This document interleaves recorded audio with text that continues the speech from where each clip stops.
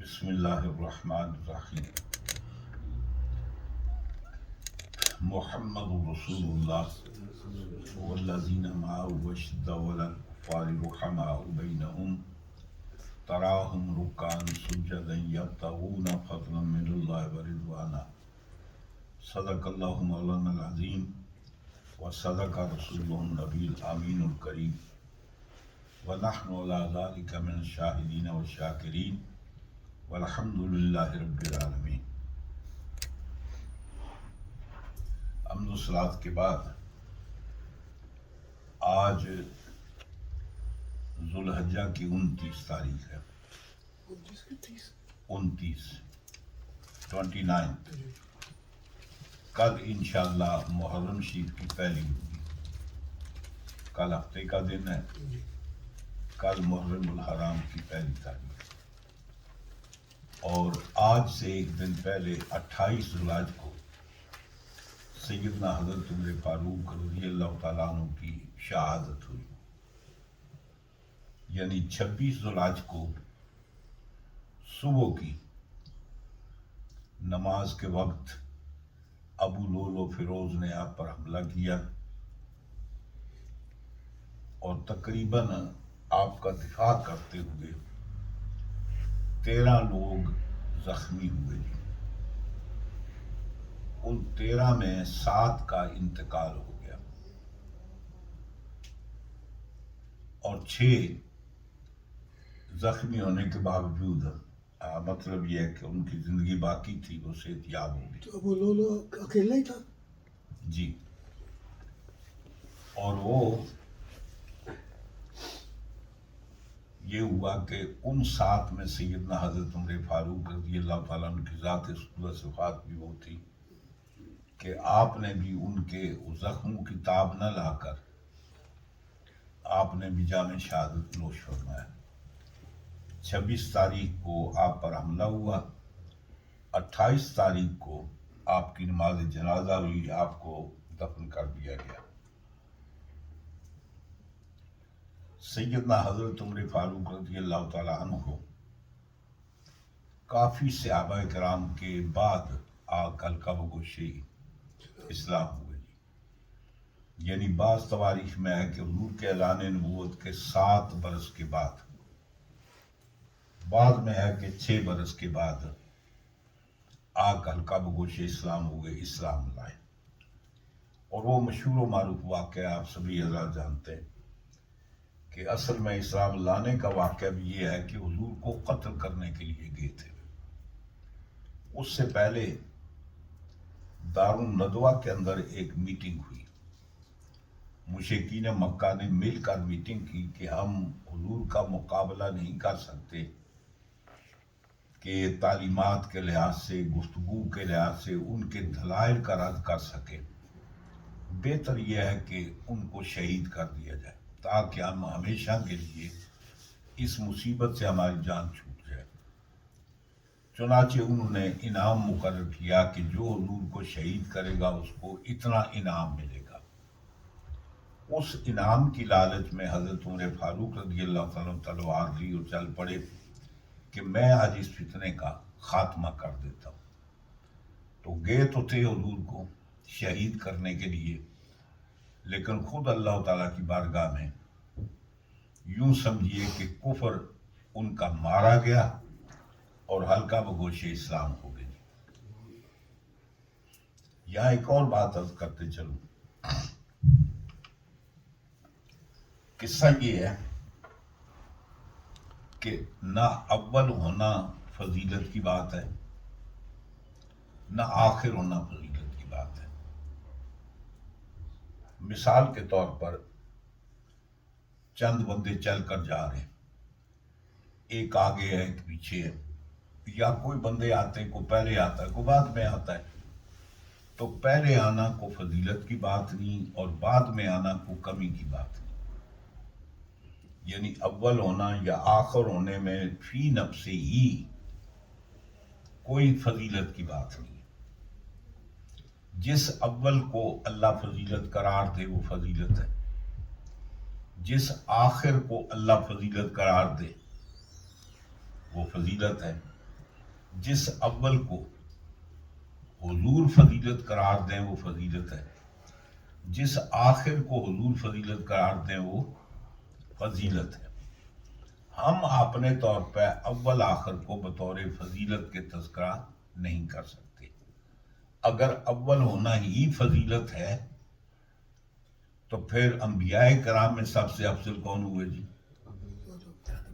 آدم علیہ السلام پہلے تو وہ ہیں، جبکہ افضل وہ ہے جو سب سے آخر میں آئے۔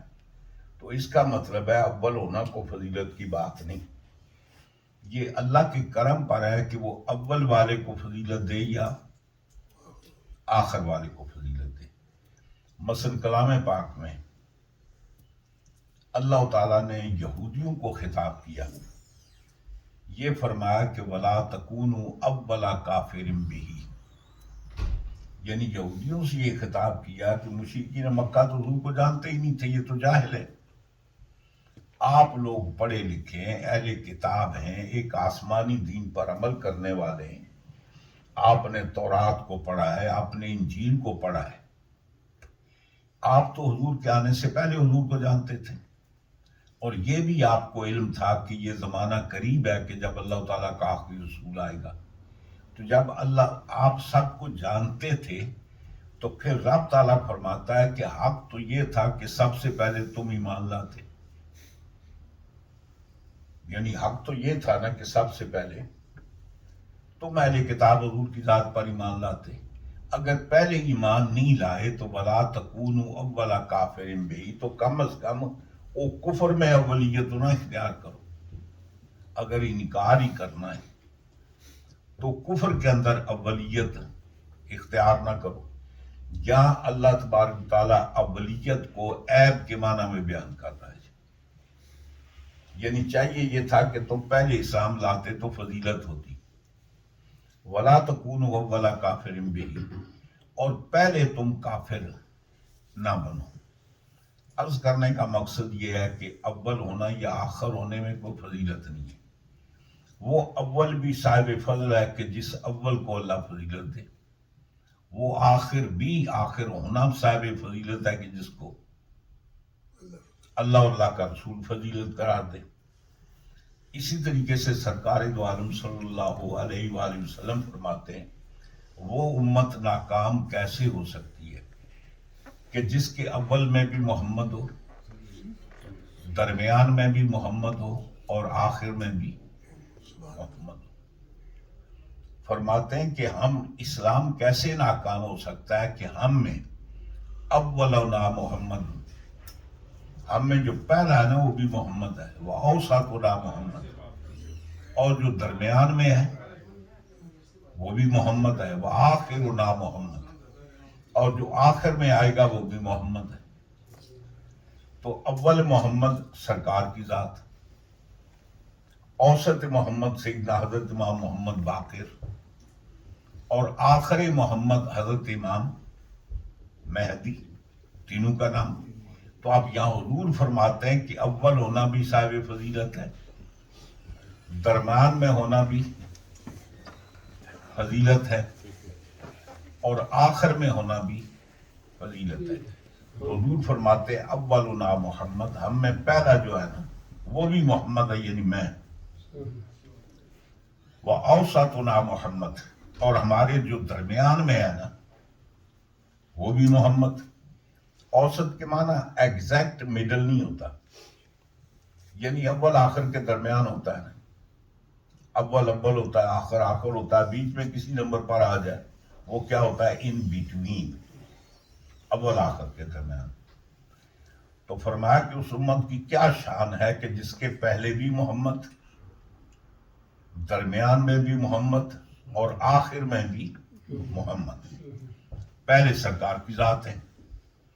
اوسطنا محمد سے مراد حضرت امام محمد باقر علیہ السلام ہے، وہ آخرنا محمد، اس سے مراد سیدنا حضرت امام مہدی علیہ السلام ہے جو آخر میں تشریف لائیں گے۔ یہ حضرت جابر بن عبداللہ انصاری حضور کے بڑے جلیل القدر صحابی ہیں، جنہوں نے بڑی عمر پائی اور کثرت کے ساتھ حضور کی مرویات، جیسے کہ حضرت ابو ہریرہ ہیں، عبداللہ ابن عباس ہیں، ابو سعید خدری ہیں، انس بن مالک ہیں، یہ چند صحابہ ہیں اصحاب صفہ میں جو کثرت کے ساتھ جنہوں نے حضور سے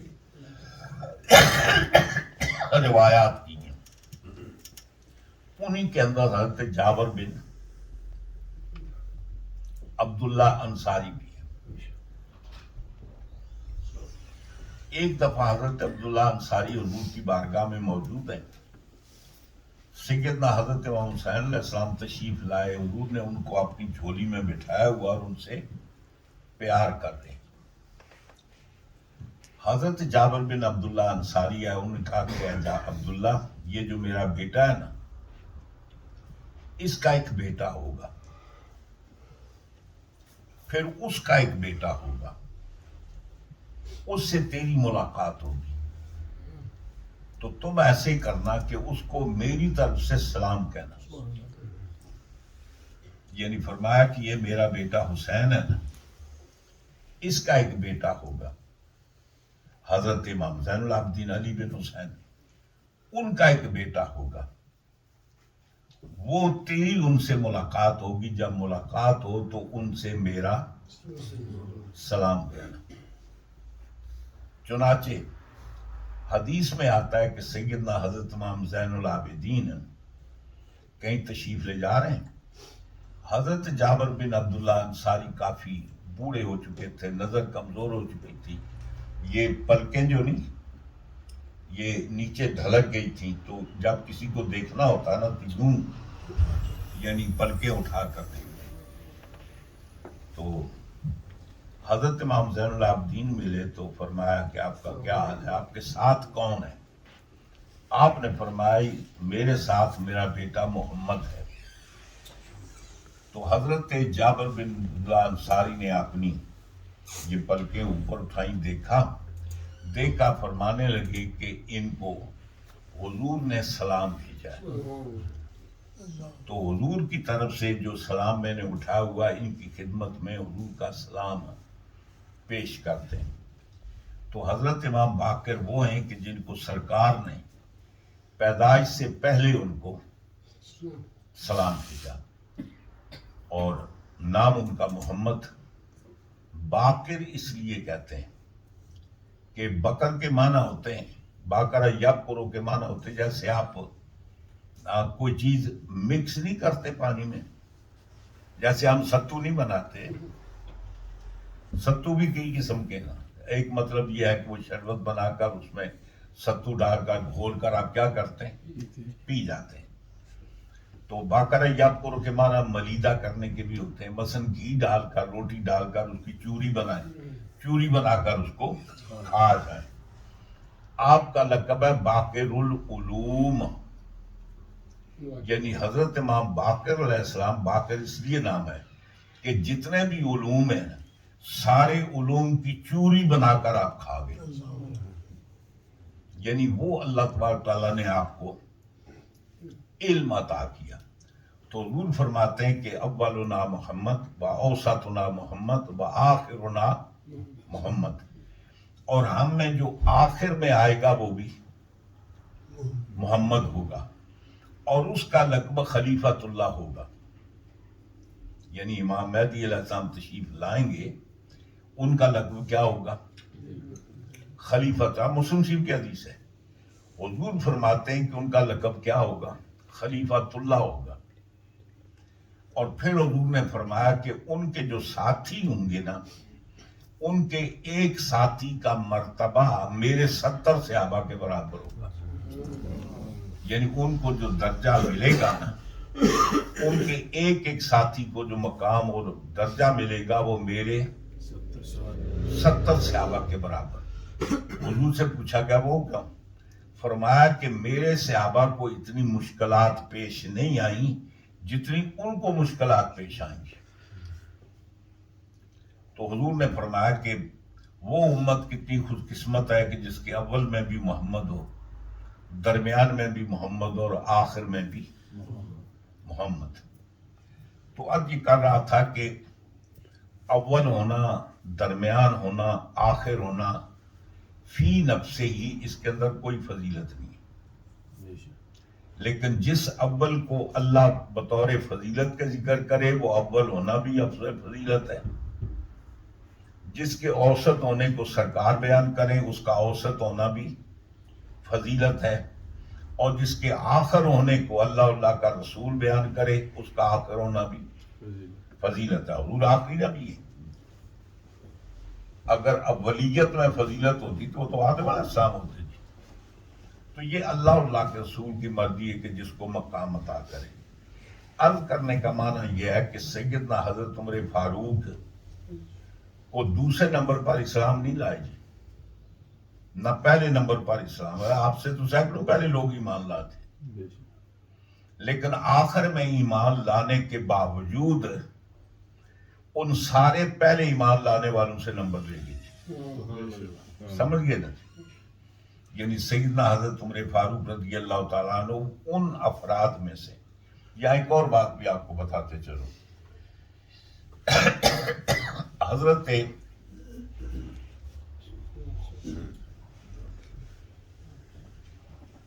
ابو بکر صدیق رضی اللہ تعالیٰ کون سے خلیفہ ہیں؟ خلیفہ راشد۔ حضرت عمر فاروق کون سے خلیفہ ہیں؟ خلیفہ راشد۔ حضرت عثمان غنی خلیفہ راشد۔ حضور مولا کائنات حضرت امام حسن خلیفہ راشد۔ یہ 5 خلفائے راشدین ہیں۔ حضور نے نہ تو یہ کہا کہ ابو بکر خلیفہ راشد ہے، نہ حضور نے کہیں یہ فرمایا کہ عمر جو ہے وہ خلیفہ راشد ہے، نہ حضور نے کہیں یہ فرمایا کہ عثمان خلیفہ راشد ہے، نہ حضور نے یہ فرمایا کہ علی خلیفہ راشد ہے، نہ آپ نے حضرت امام حسن کا نام لے کر فرمایا۔ تو پھر یہ خلفائے راشدین کیسے ہوئے جی؟ حضور نے تو ان میں سے کسی کو خلیفہ راشد نہیں کہا۔ ہم کس لحاظ سے ان کو خلیفہ راشد کہتے ہیں؟ حضرت ابوبکر صدیق خلیفہ راشد، حضرت عمر فاروق خلیفہ راشد، ہم ان کو خلیفہ راشد کیوں کہتے ہیں؟ اس کی وجہ بتاتا ہوں۔ حضور کے ایک صحابی ہیں حضرت سفینہ، وہ جن کا نام تو مجھے بھی اس وقت یاد نہیں ذہن میں، یہ سفینہ ان کا لقب ہے۔ حضور نے ان کو لقب دیا تو کشتی ہے، جیسے کشتی کے اوپر سمندر کے اوپر مطلب کشتی چلتی نا تو آپ اس کے اندر سامان لادتے ہیں جی۔ حضرت سفینہ حضور کے صحابی ہیں، وہ جب سفر میں جاتے ہیں نا تو ایک صحابی کا بھی مال اٹھا لیا، دوسرے صحابی کا بھی اٹھا لیا، تیسرے کا بھی اٹھا لیا، چوتھا کمزور دیکھا اس کا بھی اٹھا لیا۔ تو حضور نے فرمایا تو کشتی ہے، یعنی سب کا مال اٹھا رہا ہے۔ تو وہاں سے ان کا لقب مشہور ہو گیا حضرت سفینہ۔ ان کی روایت ہے اور سنگل روایت ہے، حضور نے فرمایا کہ میرے بعد 30 سال خلافت راشدہ ہوگی، یعنی حضور فرماتے ہیں کہ میرے بعد 30 سال 30 ایئر کیا ہوگا؟ خلافت راشدہ ہوگی۔ ثم تکون ملکن عدودا، پھر کاٹنے والی بادشاہت ہوگی۔ ہے جی، عدہ یا اردو کے معنی ہوتے ہیں دھاتو سے کاٹنا، یعنی مطلب ہے اس کے بعد پھر کاٹنے والی بادشاہت ہوگی۔ کب؟ 30 سال کے بعد، 30 سال خلافت راشدہ ہوگی۔ اب حضرت ابوبکر صدیق کس پیریڈ میں خلیفہ بنے؟ 29 سالوں کے اندر۔ حضرت عمر کس دور میں خلیفہ بنے؟ 29 سالوں کے اندر۔ حضرت عثمان غنی اسی پیریڈ کے اندر۔ حضرت علی اسی پیریڈ کے اندر۔ حضرت امام حسن اسی پیریڈ کے اندر۔ اور یہ 30 سال پورے کب ہوتے ہیں؟ حضور نے فرمایا میرے بعد کتنے؟ 30 سال۔ حضور کا وصال کب ہوا؟ 12 ربیع الاول سن ہجرت کون سا سن؟ نہیں جی نہیں، 11واں سال، یعنی 10 سال حضور مکہ میں رہے نا تو 11ویں سال کا محرم سفر 11ویں سال کے 30 مہینے میں حضور کا وصال ہو گیا. اب 30 سال کا پورے ہوں گے سن 41ویں کے 30 مہینے میں. یعنی مطلب یہ ہے نا کہ اب 11واں سال ہے نا تو سن 41 میں ربیع الاول کے مہینے میں 12 ربیع الاول کو حضور کے 30 سال پورے ہو جائیں. حضور مولا کائنات حضرت علی کرم اللہ وجہ الکریم آپ کی شہادت ہوئی سن 40 میں یعنی رمضان کی 21 تاریخ.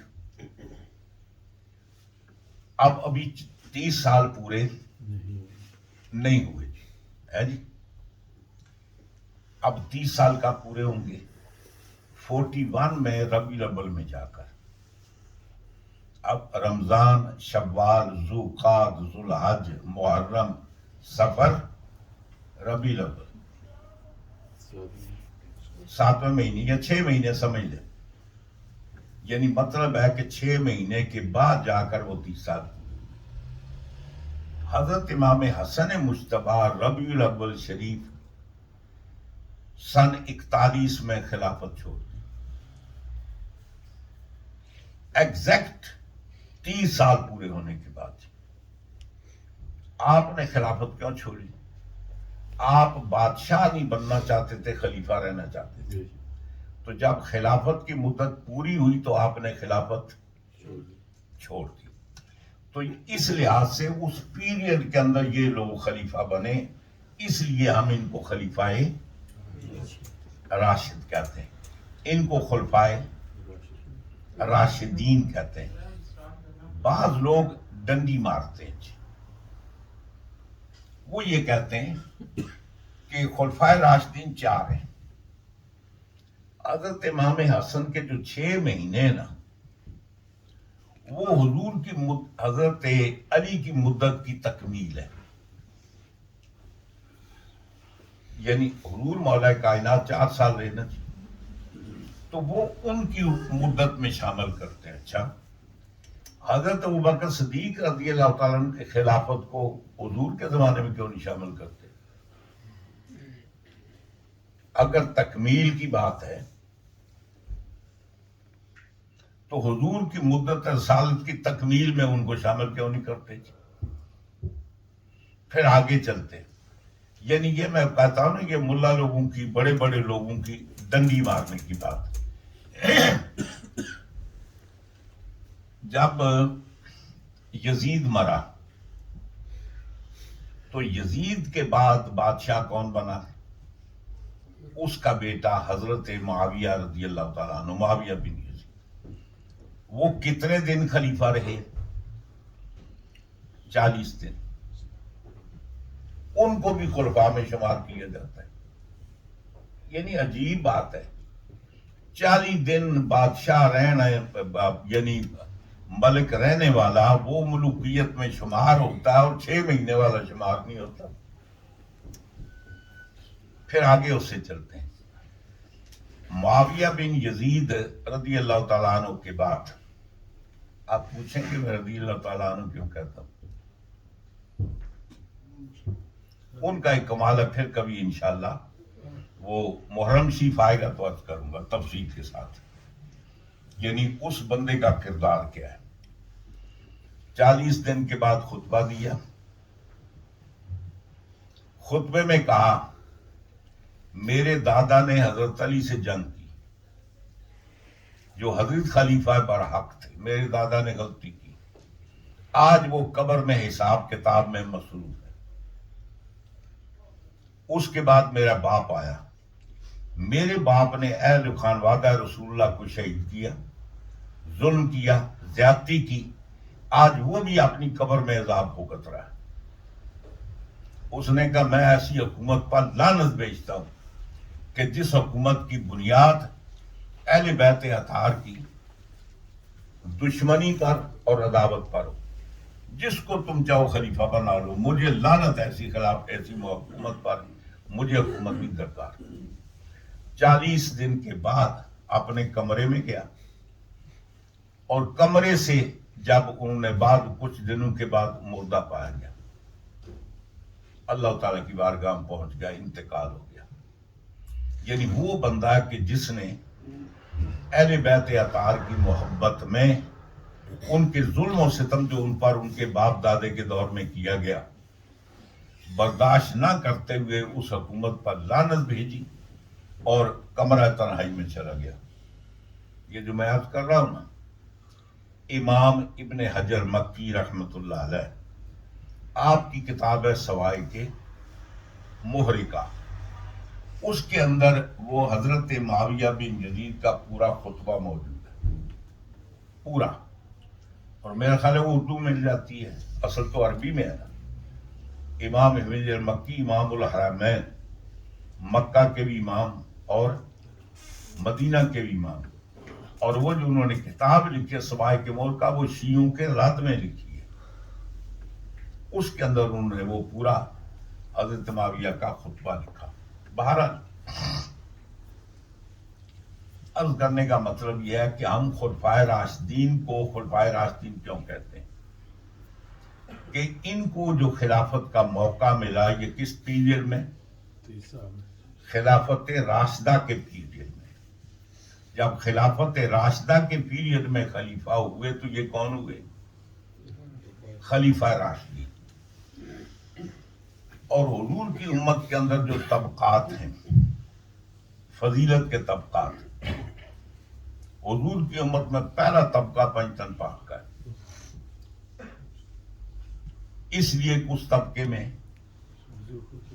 حضور خود موجود ہے۔ دوسرا طبقہ ہے خلفائے راشدین کا، اس میں حضور نہیں ہے۔ تیسرا طبقہ ہے عشرہ مبشرہ کا، اس میں بھی حضور شریک نہیں ہے۔ یعنی مطلب اس کے بعد یہ امت کے طبقات ہیں۔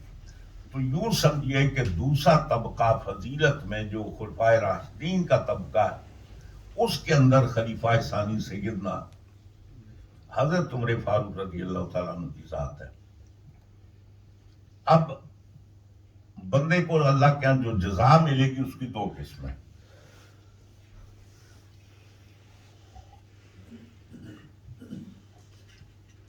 ہمارے یہاں جمعے کی جو پروگرام تقریر ہوتی نا، یہ واعظ نہیں ہوتا،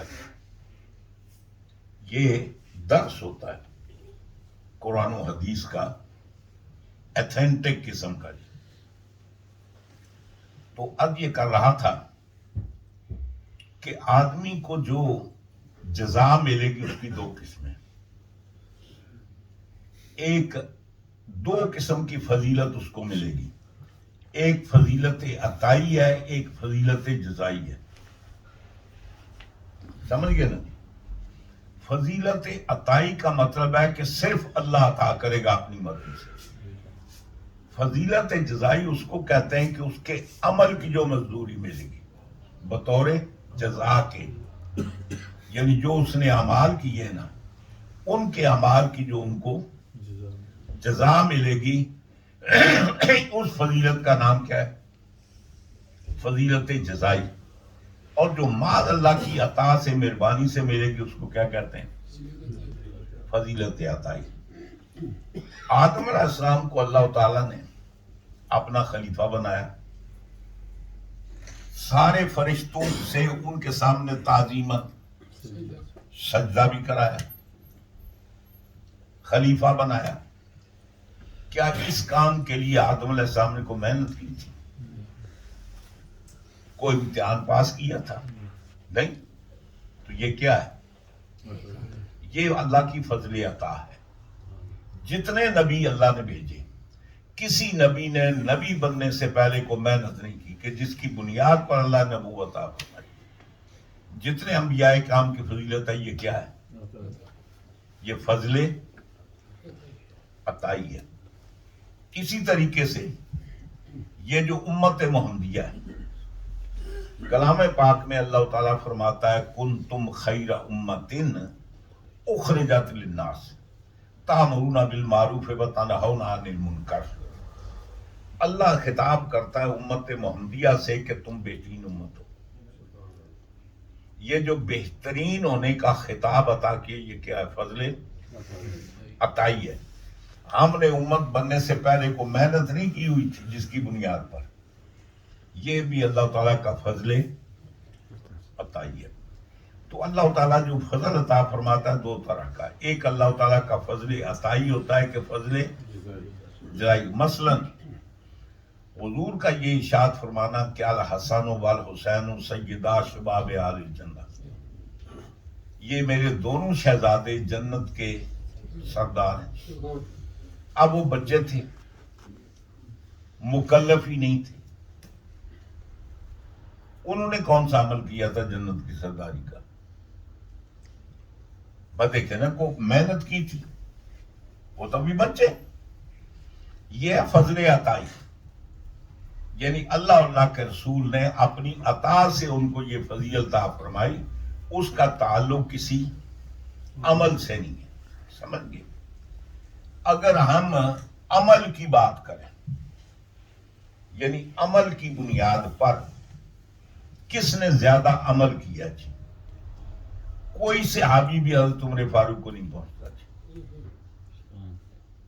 نہ حضرت ابوبکر صدیق ان کے مقام کو پہنچتے ہیں، نہ عثمان غنی، نہ حضرت علی، نہ حضرت امام حسن جی. بالکل. اگر فضل جزائی کی بات کریں تو پھر ان کے پائے کا کوئی صحابی نہیں. اس لیے جو کام انہوں نے کیا نہ صدیق اکبر کر سکے، نہ حضرت عثمان غنی کا زیادہ دور تھا 12 سال کا، وہ مجھ نہیں کر سکے. حضور مولا کائنات کا دور تھا وہ. یعنی جو کام سیدنا حضرت عمر فاروق نے 10 سال کے اندر کیا، وہ انسانی ہسٹری میں کوئی بندہ نہیں کر سکتا. اب پہلی بات یہ ہے کہ جب حضرت سیدنا ابوبکر صدیق رضی اللہ عنہ کو وصال ہوا تو 3 جنگیں لڑ چکے تھے. بے پناہ مسلمانوں کا نقصان ہو چکا تھا. جنگ یمامہ تھی، 12,000 صحابہ شہید ہو چکے تھے. جنگ موتا کے اندر صحابہ شہید ہو چکے تھے. مطلب ہے کہ اس کے علاوہ متعدد قوم کے اندر کافی مسلمانوں کی قوت کمزور ہو چکی تھی. اس دور میں سیدنا حضرت عمر فاروق رضی اللہ عنہ کو موقع ملا. پھر کیا ہوا؟ شام بھی فتح ہوا، افریقہ بھی فتح ہوا، اور اسلام کی سرحدات تقریباً 35 لاکھ مربع میل تک پہنچی. اتنی فتوحات دنیا کی تاریخ میں بڑے سے بڑا فاتح آپ نہیں بتا سکتے ہیں. اتنے عرصے میں اس نے اتنی فتوحات کی ہوئی. پھر اس کا کنٹرول کیا، پھر اس کو چھوڑیں. بہت ساری باتیں ایسی ہیں جو اولیات سیدنا حضرت عمر فاروق سے، جو اس سے پہلے انبیاء کرام کے دور میں دنیا میں بڑے بڑے بادشاہ ہوئے کسی نے نہیں کیے. آپ نے مسلمانوں کو مستحکم کرنے کے لیے سیدنا حضرت عمر فاروق کی وہ ذات ہے کہ پہلے آپ نے فوج مقرر کی. اس سے پہلے رواج کیا تھا؟ جب جنگ کی ضرورت ہوتی، نکارا بجتا، لوگ اپنے خرچے سے گھروں سے نکلتے اور جنگ میں جاتے. تنخواہ منخواہ کوئی نہیں ملتی تھی. وہ جو مال غنیمت آیا وہ واپس میں فتح ہوئی تو فائدہ ہو گیا، نقصان ہوئی تک وہ اپنا بھی گیا. حضرت عمر فاروق پہلی شخصیت کی نے فوج مقرر کی، چھاونیاں بنائیں اور تنخواہیں مقرر کی اور پینشن مقرر کی. یہ پینشن کا جو تصور ہے نا، یہ سب سے پہلے سیدنا حضرت عمر فاروق کا. وہ صحابہ جو اصحاب بدر، اصحاب احد میں جنگیں لڑ چکے تھے حضور کے دور میں، آپ نے ان کو کسی جنگ میں نہیں بھیجا. فرمایا تم نے بہت بڑا کام کر دیا ہے. لیکن جب مال غنیمت تقسیم ہوتا، تنخواہیں بڑھتی، تو جتنی تنخواہ حاضر فوجی کو ملتی اس سے دگنی اصحاب بدر کو دیتی. سبحان اللہ. پینشن، پہلا نظام پینشن کا آپ نے قائم کیا. فوج کا نظام آپ نے قائم کیا، اور سب سے پہلے پولیس کا محکمہ آپ نے قائم کیا. یعنی ملک کے اندر رہ کر عامت الناس کی عزت آبرو کی حفاظت کرنا. کوئی کسی پر ظلم نہ کرے، زیادتی نہ کرے، چوری چکاری نہ کرے. تو پولیس کا محکمہ سب سے پہلے کس نے کام کیا؟ حضرت عمر فاروق نے. مال کا محکمہ سب سے پہلے حضرت عمر فاروق نے قائم کیا. اس سے پہلے لوگوں کی ملکیت، زمینیں، مکان مالک تھے، لیکن ریکارڈ نہیں تھا. آپ نے سرکاری طور پر ریکارڈ رکھا تھا تاکہ کوئی بندہ کسی پر زیادتی نہ کرے، کسی کی زمین نہ ہتھیائے، کسی کی پراپرٹی نہ ہتھیائے. آپ نے یہ کیا کہ باقاعدہ طور پر محکمہ مال قائم کیا. جیسے ہمارے نہیں پٹواری، گرداور ہے جی، پٹواری، گرداور، تحصیلدار، افسر مال، یہ سارے کیا ہیں؟ یہ محکمہ مال کے لوگ ہیں. محکمہ مال آپ نے قائم کیا جی. پھر مواصلات کا معاملہ آپ نے قائم کیا. اب مثال کے طور پر آپ اس ملک میں رہتے ہیں، اس کونے میں، دوسرا آپ کا رشتہ دار فلاں جگہ رہتا ہے. اب ہر بار جا کر آپ اس سے مل نہیں سکتے، نہ وہ آپ کو ملنے کے لیے آتا ہے. اس سے رابطہ قائم کیسے کریں گے جی؟ تو ڈاک کا محکمہ بھی سب سے پہلے حضرت عمر فاروق نے قائم کیا. یہ فرمایا کہ تمہارا فلاں جگہ جی جاتا ہے، خط لکھو، خط ہم پہنچوائیں گے. ڈاک کا پہلے محکمہ حضرت عمر فاروق نے قائم کیا. آگے چلتے پیغام رسانی، یعنی باقاعدہ محکمہ. سرکاری طور پر بندے مقرر تھے. آپ نے فوج کے اندر فلاں جگہ خط بھیجنا، آپ سارے خط جمع کریں، وہ بندہ لے کر جائے گا. ان بندوں کو ڈھونڈ کر ان کو چٹھی رسانی کا کام کرے گا. اس کے علاوہ جو حضور کے دور میں بھی نہیں تھا، آپ نے حضرت عمر فاروق نے قائم کیا، جس کو آپ یہ کہتے ہیں ویلفیئر اسٹیٹ. وہ لوگ جو کام نہیں کرتے تھے ان کا وظیفہ مقرر کیا. اور جو عورت امیدواری سے ہوتی جی، ابھی بچہ پیدا نہیں ہوا، امیدواری سے اس کی خوراک کا بندوبست کیا تاکہ بچہ کمزور نہ ہو، صحت مند پیدا ہو. یا تو پیدا ہونے کے بعد خرچہ ملتا ہے نا، وہاں پیدائش سے پہلے ملتا تھا. دودھ فراہم کیا جاتا، اس کو دودھ فراہم کرو، بچہ صحت مند پیدا ہو. پھر جب بچہ پیدا ہوتا تو اس کا بھی وظیفہ لگتا. وہ جو معذور لوگ تھے ان کا بھی وسیلہ مقرر ہوتا. تو سب سے پہلے دنیا کے اندر ویلفیئر اسٹیٹ کی بنیاد رکھنے والے کون ہیں؟ حضرت عمر فاروق. اور اپنی کیفیت کیا ہے؟ یعنی پوری قوم کو سہولتیں فراہم کرنے والے. آپ کی اپنی پوزیشن کیا ہے؟ ایک دفعہ ایک آدمی ملاقات کے لیے آیا، دروازے پر دستک دی تو اندر سے آواز آئی کہ انتظار کرو. انتظار کیا، گھنٹہ انتظار کیا، 2 گھنٹے، 3 گھنٹے، 4 گھنٹے، کافی دیر لگی. کافی دیر کے بعد دروازہ کھلا، حضرت عمر فاروق نکلے، ملاقات ہوئی. آدمی نے کہا کیا عمر، آپ نے بھی کیسر و کسریٰ کا رنگ اختیار کر لیا؟ جیسے کیسر و کسریٰ بادشاہ ان کے پاس جاتے ہیں تو گھنٹوں انتظار کرنا پڑتا ہے ملاقات کے لیے، تو کیا آپ نے وہ کام شروع کر دیا؟ فرمایا نہیں، میرا ایک ہی جوڑا ہے، میلا ہو گیا تھا تو یہ دھو کر سوکھنے کے لیے ڈالا ہوا تھا، چادر لپیٹ کر بیٹھا تھا. اب اس حالت میں تجھ سے نہیں مل سکتا تھا. اب انتظار کرتا رہا کہ میرے کپڑے ذرا آٹھر جائیں تو میں کپڑے پہن کر تجھ سے ملاقات کروں. یہ وہ بندہ ہے جس کے نام کے لرزہ پر انداز دنیا کے بادشاہ کیسر و کسریٰ کامتے تھے عمر کے نام سے.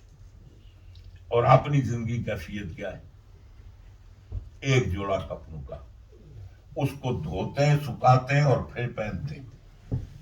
اب موجودہ دور میں غریب سے غریب ترین بھی بندہ دیکھیں، اس کی حالت بھی حضرت عمر فاروق سے بہتر ہے. یہ کمال. اور پھر جواب دہ ہیں. طبیعت کے اندر بڑی سختی تھی، لیکن جب وہ اپنے ذمہ داری پڑی نا تو ساری سختی ختم. یمن سے کچھ چادریں آئی مال غنیمت میں، آپ نے سب صحابہ میں تقسیم کیا.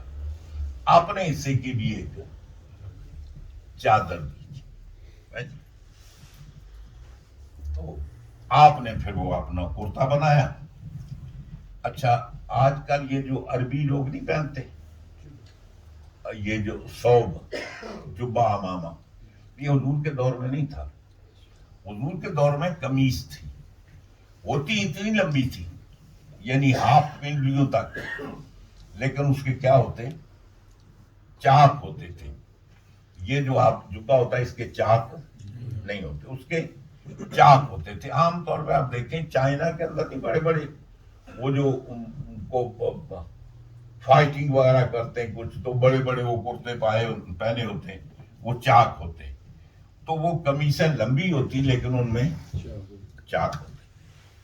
آپ دوسرے دن آئے، ایک آدمی نے سوچا وہ جتنی چادر ملی اس سے بھی اتنی بڑی قمیص بن ہی نہیں سکتی. اس کا مطلب ہے کہ حضرت عمر نے مال غنیمت کے اندر خیانت کی ہے. اس نے آ کر آپ کو چادر دیا، گریبان سے پکڑا پہ یہ بتا جی یہ چادر آپ ہمارا اتنی لمبی قمیص نہیں بنی، آپ کی کیسے بن گئی؟ آپ چپ ہیں. آپ نے فرمایا اس کا جواب میرا بیٹا دے گا. حضرت عبداللہ بن عمر کھڑے، انہوں نے کہا کہ چونکہ میرے ابا جان کا قد بہت لمبا ہے، مجھے جو چادر ملی تھی وہ میں نے بھی ابا جان کو دے دی. ایک چادر سے آپ کا قمیص نہیں بنے گی تو یہ میری بھی لے لیں. تو فرمایا میں نے بدزیانتی نہیں کی، یہ بیٹے نے اپنے حصے کی چادر مجھے دی اس لیے میرا کرتا لمبا پڑا. مسجد نبی میں خطبہ فرما رہے ہیں، آپ نے فرمایا یہ جو لوگ بھاری برکم مہر نہیں مقرر کرتے، لوگ ادا نہیں کر سکتے، میں یہ چاہتا ہوں اس پر پابندی لگا دوں. ایک بوڑھی عورت جو پچھلی صفوں میں تھی باپردہ، اس نے کہا عمر غلط کہتے ہو، اللہ تعالیٰ قرآن میں فرماتا ہے وَمَا فَرَضْتُمْ، جو چاہو تم مقرر کرو. جب اللہ نے کنڈیشن نہیں لگائی تو عمر تو کنڈیشن لگا سکا. آپ ممبر پا رہے خلیفہ رسول ہے، آپ فرماتے عمر غلط کہتا، وہ عورت ٹھیک کہتی ہے. کہتے ہیں خدایا عمر سے تو ہر آدمی مسئلے زیادہ اچھا جانتا ہے. یہ وہ شخصیت حضرت عمر فاروق کی کہ اس حالت میں دنیا سے تشریف لے جاتے ہیں. اور ایک دفعہ ایران کا جب جنگیں وغیرہ ہو رہی تھی نا، وہ ایران آپ کے دور میں فتح ہو گیا، فتح ہونے سے پہلے کی بات ہے. ایران کا ایلچی مدینہ میں حضرت عمر فاروق سے ملنے کے لیے گیا. سوچنے لگا کہ جس ہستی کے نام سے ہمارے بادشاہ لرزہ بردام ہوتے ہیں، پتہ نہیں ان کا کتنا بڑا مال ہوتا ہوگا جس میں رہتے ہیں، کتنے نوکر چاکر ہوں گے، کتنے خدام ہوں گے، کتنی عیش و عشرت سے زندگی بسر کرتے ہوں گے. جب مدینے میں آیا اس کو تو کوئی ڈبل مکان نظر ہی نہیں آیا، سارے کچے جناب مٹی کے بنے ہوئے سنگل مکان. اب کسی آدمی سے پوچھنے لگا وہ تمہارے وہ خلیفہ امیر المومنین کا، انہوں نے کہا مسجد میں ہوں گے. وہ مسجد میں کیا، مسجد نبی میں. اب مسجد نبی کیا دیکھی، وہ بھی کھجوروں کے تنوں کے وہ نیچے ستون ہیں اور اوپر پتھر پڑے ہوئے ہیں، وہی کھجور کے، جتنی بارش ہوتی ہے ساری اندر. پوچھا کہ حضرت عمر، انہوں نے کہا ابھی یہیں سے مسجد میں ابھی ذرا باہر نکل کر گئے، تو چلو میں تمہیں ساتھ لے چلتا ہوں. ساتھ جاتے ہیں، مسجد سے باہر نکلے تو کھجوروں کا باغ تھا. حضرت عمر فاروق اپنی بازو کا تکیہ بنا کر اس مٹی کے اوپر لیٹے ہوئے خراٹے لے رہے. ہاں تو اس نے کہا بھائی یہ ہیں ہمارے خلیفہ. دیکھتے ہی جناب لرزہ برندام ہو گیا. اس نے کہا عمر، ہمارے بادشاہوں نے ہماری عزت آبرو کو لوٹا، ہمارے متاع مال و متاع پر ڈاکہ ڈالتے ہیں، ہم سے ڈرتے ہوئے پردہ کرتے. اے عمر تم نے قوم کا لحاظ کیا، بے فکری کے ساتھ تم لیتے ہو، تمہیں کسی کی پرواہ نہیں. یہ وہ عمر ہے. اور حضور فرماتے ہیں الشیطان یفر من ذل عمر، شیطان جو ہے نا وہ حضرت عمر کے سائے سے میں ختم کرتا ہوں، بھاگتا ہے. ایک دفعہ حضرت عمر مسجد نبی میں گئے نا تو راستے میں شیطان دیکھ لیا، وہ انسانی لباس میں ہوگا، پکڑ لیا جی، پکڑ کر لے جا کر وہاں مسجد کے ستون کے ساتھ رسیوں سے باندھ دیا. اب تو کیسے ہی شیطانی کرتا ہے. حضور تشریف لائے، حضور نے فرمایا بھی یہ اس کو کس نے باندھا ہے؟ حضرت عمر کہتے ہیں میں نے باندھا. آپ نے فرمایا اس کو چھوڑ دو. فرمایا کیوں؟ کہ میرے رب نے اس کو مہلت دی ہوئی ہے. اللہ نے فرمایا فَإِنَّكَ مِنَ الْمُنظَرِينَ، میرے رب نے مہلت دی تو ہم اس کو کیسے مار سکتے ہیں، چھوڑ دو اس کو. اب کم از کم چھٹ تو گیا، لیکن حضرت عمر کی وہ ڈرتا رہا ساری زندگی. اور عام طور پہ آپ کو بتا دوں کئی دفعہ بزرگوں کا تجربہ ہے، جس آدمی کو سوتے ہوئے بدخوابی ہو جاتی ہے، جس کو سوتے ہوئے جوان لوگ بدخوابی ہو جاتی ہے، سینے پر عمر کا نام لکھ لیں کبھی بدخوابی نہیں ہوگی شیطان. یہ ہے نا دو آدمی کی چھاتی ہیں، یہ این نہیں، یہ این یوں بنائے نا یوں، پھر یہ میم یوں کریں نیچے دے کر دیں، انگلی کے ساتھ لکھ دیں، انشاءاللہ کبھی وہ بدخوابی احترام کی صورت نہیں ہوگی. ہے جی، یہ شیطان نام سے بھاگتا ہے جی. اور پھر حضور فرماتے ہیں عمر وہ ہے کہ جس کی زبان پر اللہ بولتا ہے. ہر امت کا ایک محدث ہوتا ہے جو اللہ تعالیٰ ان سے کلام کرتا ہے، قبل از وقت القاء کرتا ہے. اور میری امت کا محدث حضرت عمر ہے. محدث نہیں، محدث.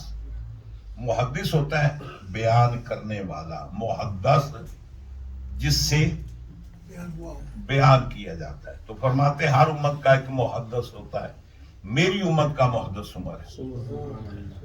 تو یہ حضرت عمر فاروق کی وہ شان سبزہ سے بات ہے جو کل کی تاریخ کو ہم سے جدا ہوئے، یعنی 28 ذوالحج کو. میں یہ سمجھتا ہوں کہ اگر فضل جزائی کی بات کریں، جو انہوں نے کام کیا اس کا صلہ ہو، کوئی صحابی پہ حضرت عمر کو نہیں ہونا. اب قیامت کے دن جو اللہ تعالیٰ فیصلہ کرے گا وہ فضل عطائی پر ہوگا، فضل جزائی پر نہیں ہوگا. وہ اللہ کی اپنی مرضی ہے، جس کو چاہے جو عطا کر دے. اللہ اپنے حبیب کے صدقے مجھے اور آپ کو ان بندگان خدا سے پیار کرنے، محبت کرنے، الفت کرنے کی اللہ تعالیٰ ہمیں توفیق عطا فرمائے. ہم ان کو اپنی دعاؤں میں یاد رکھیں اور قیامت کے دن یہ بھی ہمیں یاد رکھیں گے. جی تو اللہ تعالیٰ فضل کر فرمائے.